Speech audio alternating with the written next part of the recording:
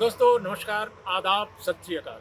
उर्मिलेश संवाद के इस खास एपिसोड में आपका स्वागत है। दोस्तों, मैं जम्मू कश्मीर में पिछले 3-4 दिन से लगातार घूम रहा हूँ, इलेक्शंस का जायज़ा ले रहा हूँ और आपको पहले भी मैं कुछ वीडियो अपने सामने ला चुका हूँ। दोस्तों, एक बात यकीनी तौर पे मैं कह सकता हूँ कि जम्मू कश्मीर में, ख़ासकर कश्मीर वैली में इस वक्त डेमोक्रेसी बहुत ही जीवंत रूप में सामने आ रही है और लोग शांति चाहते हैं, खुशहाली चाहते हैं, लेकिन साथ में मानवाधिकार भी चाहते हैं, डेमोक्रेसी भी चाहते हैं। वे चाहते हैं कि उनके मसलों का समाधान भी हो, लोगों को बोलने का, कहने का अधिकार भी मिले और लोग शांति को प्यार करने लगे। लोग थक गए थे, इतने सालों की मिलिटेंसी। ये बात नहीं है कि लगातार 2017, 2014 या 2019 के बाद ही ये शांति थोड़ी-सी बेहतर हुई है, नो। मेरा ये मानना है कि लगातार शांति की जो पीस की जो एक लालसा, एक एक इच्छा लोगों में है, वो लगातार 2008-9 के बाद लगातार बढ़ती रही। 2010, 11, 12 में वो और कंसोलिडेट हुई। दोस्तों, मैं 2010, 11, 12 में भी कश्मीर आता रहा, 1997, 98 में भी आता रहा, 99 में भी आता रहा, 2000 में भी आता रहा। तो मैंने देखा है कि मिलिटेंसी का दौर कैसा था और मिलिटेंसी के दौर के बाद जो हालात सुधरने लगे तो कैसे चीज़ें धीरे धीरे धीरे धीरे संभलती गईं। लेकिन बीच में पत्थरबाजी का एक दौर चला जो बहुत बुरा दौर था और हर दिन 2-4 लोगों के मरने की खबरें आती थीं, बहुत बुरा वो दौर था। लेकिन दोस्तों, लोगों ने महसूस किया कि शांति स्थापना होनी चाहिए और लोगों को उनके हक मिलने चाहिए, रोज़गार बढ़ना चाहिए। इसके अलावा जो यूथ यहाँ का है, उसको जो उसका दिल और दिमाग जो परेशानियों में भरा था, वो गलत रास्ते पर चल पड़ा था, वो सही रास्ते पर आए। वो चीज़ सामने आई है, लेकिन अभी भी लोगों में दहशत है। वो अपनी बात खुल के कह नहीं पा रहे हैं। लेकिन चुनाव में एक बात मैं देख रहा हूँ कि बिना किसी डर के लोग अपने पसंदीदा पार्टी उम्मीदवार को वोट देना चाहते हैं, लेकिन वो खुल के बोल नहीं रहे हैं। लेकिन उनके दिमाग में एक बात बिल्कुल साफ दिखाई दे रही है कश्मीर वैली में कि लोग एनसी, नेशनल कॉन्फ्रेंस और कांग्रेस के प्रति थोड़ा झुकाव ज़्यादा है, क्योंकि यहाँ बीजेपी को लोग नहीं पसंद करते। ये बात सही है और बीजेपी है भी तो वो टोकन रिप्रेजेंटेशन उसका है, केवल कुछ नुमाइंदे खड़े हैं। लेकिन बीजेपी खेल दूसरा कर रही है और खेल जो दूसरा कर रही है वो उसमें छोटी-छोटी पार्टियों को, छोटे-छोटे दलों को और अलग-अलग इंडिपेंडेंट उम्मीदवारों को पटा करके और अपना एक उल्लू सीधा करना चाहती है, ताकि वो कुछ इंडिपेंडेंट उम्मीदवार जिता ले और फिर वो अपनी सरकार बना ले। ये कोशिश है उनकी, क्योंकि जम्मू में उनको 43 जो सीटें हैं जम्मू की, उसमें उनको ज़्यादा सीटें मिलेंगी। 5 सीटें नॉमिनेटेड हैं, वो उनके खाते में यूँ ही चली जाएँगी। तो ये एक बहुत दिलचस्प वाक़या है जो जम्मू कश्मीर में दिखाई पड़ रहा है, ख़ासकर कश्मीर वैली में। लेकिन मैं एक बात दावे के साथ कह सकता हूँ कि हालात बेहतर हैं, लोग आज़ादी और जनतंत्र को एंजॉय कर रहे हैं। इसको कंसोलिडेट करने की ज़रूरत है। लोगों के दिल और दिमाग पर जो दहशत है, लोग बोल नहीं पा रहे हैं खुलकर, वो जब तक वो जब तक सामने नहीं आती बात, जब तक उसका समाधान नहीं होता, तब तक ये जो खुशहाली है, ये जो शांति है, अधूरी है। पूरी मुकम्मल शांति के लिए, मुकम्मल स्वतंत्रता के लिए लोगों को, उनको निर्भय होकर बोलने का एक माहौल मिलना चाहिए। ये बस आज मैं कहना चाहता था। बाकी आप मेरे और जो हमने समय-समय पर वीडियोज़ जो शूट किए हैं, उनको आप देखिए। हमने यहाँ पर इंजीनियर रशीद की कुछ रैलियाँ अटेंड की, उनके वीडियोज़ आप देखेंगे। इसके अलावा दूसरे उम्मीदवारों के भी कुछ वीडियोज़ हमने शूट किए हैं, उनको आप देखेंगे और साथ में कश्मीर की खूबसूरत डल लेक का वो नज़ारा भी आप देखेंगे कि शिकारा वाले किस तरह से लोगों की कमी के कारण, पर्यटकों की कमी के कारण कैसे बेहाल बैठे हुए हैं, उनका रोज़गार उतना अच्छा नहीं चल रहा है। साथ-साथ उन पर उनका ये भी कहना है कि 5,000 रुपए का टैक्स भी लगाने की योजना जो सरकार बना रही है, वो उनके लिए बहुत खतरनाक है। तो आप उनकी भी बात सुनिए, हालाँकि वो बोल नहीं रहे हैं, वो हम लोगों से ऑफ द रिकॉर्ड कह रहे हैं। दोस्तों, काफ़ी समय के बाद मैं कश्मीर वैली आया हूँ। आप देख रहे हैं ये श्रीनगर का इलाका है, डल लेक का, और ये शिकारे डल झील में हैं, काफ़ी खाली-खाली से। अभी टूरिस्ट आ रहे हैं लेकिन बहुत ज़्यादा नहीं। वैसे भी मैं शाम से पहले आ गया हूँ थोड़ा, शाम होने वाली है। और टूरिस्ट आएंगे ऐसा लोग कह रहे हैं, लेकिन बहुत ज़्यादा अभी नहीं है। हो सकता है कि चुनाव की गहमा गहमी है, इसलिए टूरिस्ट नहीं आ रहे हैं। थोड़ा भय भी होता है लोगों को कि राजनीतिक माहौल है, पता नहीं कब क्या हो। लेकिन सच पूछिए तो बेहतर स्थिति है। अगर लॉ एंड ऑर्डर की स्थिति देखिए, आतंकवाद के कॉन्टेक्स्ट में देखिए, मिलिटेंसी के कॉन्टेक्स्ट में देखिए, तो वैली में पहले जैसा दृश्य नहीं है। लेकिन ऐसा नहीं है कि 2019 के बाद ये सब हुआ है।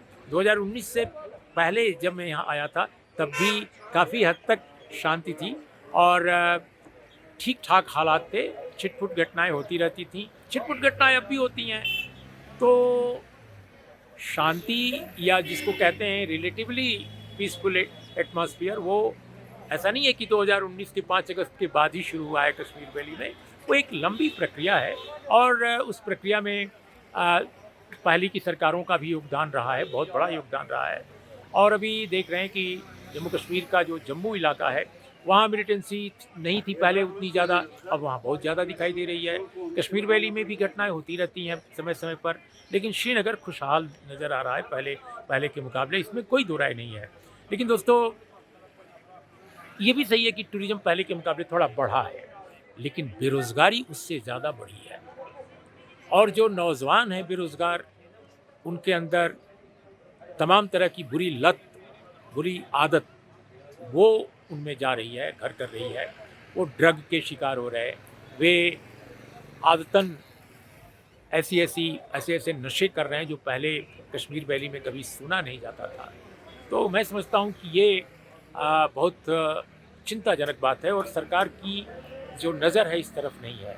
वो सिर्फ आतंकवादी घटनाओं की गिनती करती है कि कितनी हुई, कितना कम हुआ, कितना नहीं हुआ, कहाँ क्या हो रहा है, जम्मू में हो रहा है कितना, कश्मीर वैली में कितना हो रहा है, अनंतनाग में कितना हो रहा है, वहाँ कितना हो रहा है। हादसों की केवल चिंता करते हैं, लेकिन जो हादसे दर्ज नहीं होते हैं और जो समाज लगातार इन हादसों का शिकार हो रहा है अंदर अंदर, वो है यहाँ की बेरोज़गारी, वो है यहाँ का नशा का जो एक नशे की जो आदत यहाँ के बच्चों में, नौजवानों में घर कर रही है, वो बहुत ही भयानक है।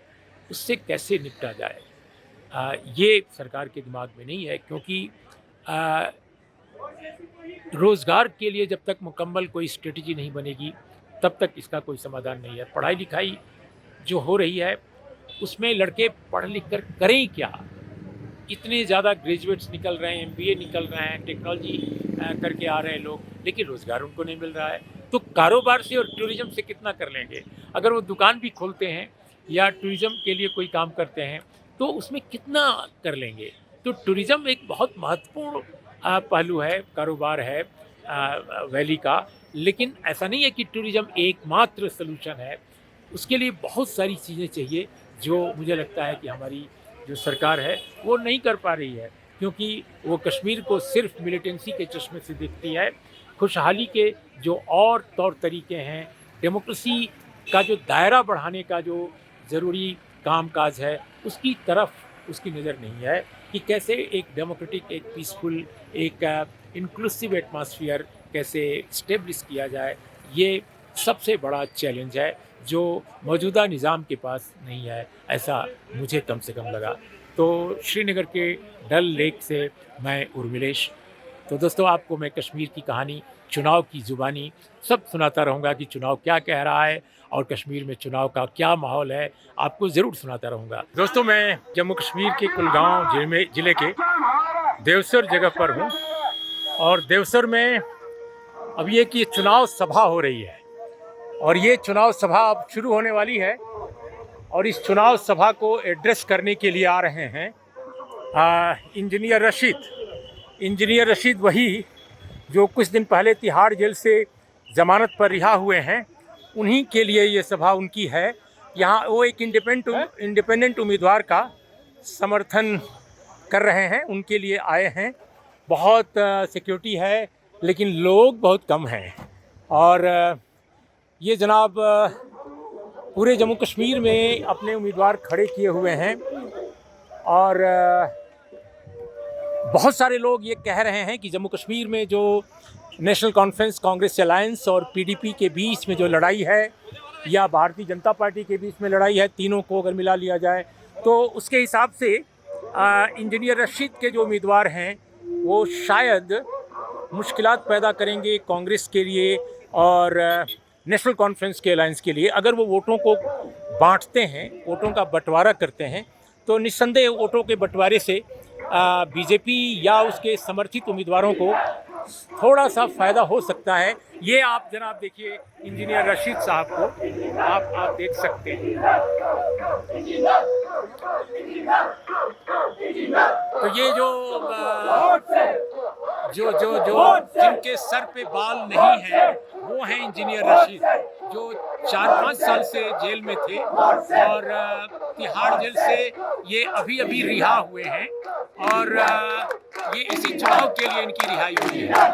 तो ये देखिए अब सभा इनकी शुरू होने वाली है, बहुत सारे लोग तालियां बजा रहे हैं और इंजीनियर रशीद एक गाड़ी पे खड़े हैं, उनके पीछे बहुत सारे लोग हैं, सिक्योरिटी है और ये मैं आपको मैं दिखा रहा हूँ जम्मू कश्मीर का ये नायाब दृश्य है कि कैसे यहाँ चुनाव सभा होती है, कैसे लोग आते हैं। और रशीद साहब बिल्कुल खामोश हैं, लेकिन मिलिटेंसी के ज़माने में इनको माना जाता था कि सेपरेटिस्ट ये थिंकिंग के हैं और लेकिन आजकल जो मेन स्ट्रीम पॉलिटिकल पार्टीज़ हैं वो इनमें काफ़ी आशा ढूंढ रही हैं कि अगर ये नेशनल कॉन्फ्रेंस और कांग्रेस के उम्मीदवारों को कमज़ोर करें तो शायद कुछ फ़ायदा बीजेपी या बीजेपी के समर्थित उम्मीदवारों को थोड़ा बहुत हो सकता है।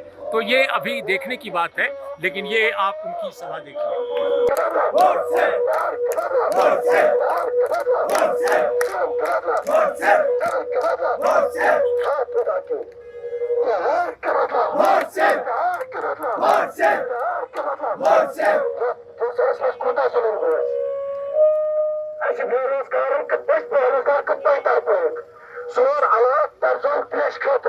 रोजगार जिनका कतल आज आना सोन रहबर आज आना सोन रहबर यम सान कतर ककरो आज आना सोन रहबर यमस कश्मीर दाच कश्मीर जिंदाबाद सरदाच ये हर कुछ आसान कतर कश्मीर की बात हरिया मुरमुरा कश्मीर की बात हरिया मुरमुरा कश्मीर की बात हरिया